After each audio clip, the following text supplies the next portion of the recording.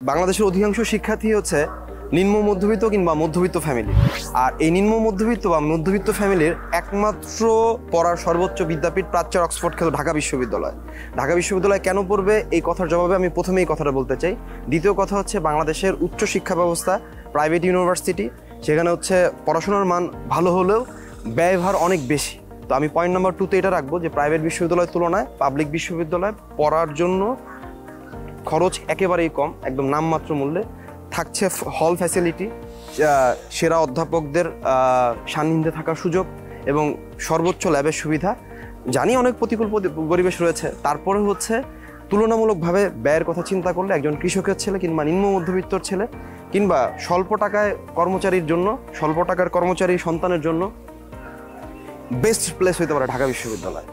আর ঢাকা বিশ্ববিদ্যালয়ে যে গতিশীল পরিবেশ, 3 নম্বর পয়েন্ট আমি যে বিষয়টা বলবো, যেই পরিবেশের মাধ্যমে একদম নিজেকে হচ্ছে ন্যাশনালি ইন্টারন্যাশনালি তৈরি করার মতো সর্বোচ্চ সুযোগ থাকে, যেটা অন্য বিশ্ববিদ্যালয়ের তুলনায় নিজেকে অনেক ধাপ এগিয়ে নিয়ে যাবে। নর্মালি হচ্ছে আমরা যদি দেখি বাংলাদেশের চাকরি বাকরির মধ্যে 9 গ্রেডের চাকরি, বিসিএস ক্যাডার, ব্যাংকের জব, সবগুলো জায়গায় সর্বোচ্চ সংখ্যক অংশগ্রহণ আমরা দেখে থাকি ঢাকা বিশ্ববিদ্যালয় থেকে। এটা ঢাকা বিশ্ববিদ্যালয়ের গতিশীল পরিবেশের জন্য।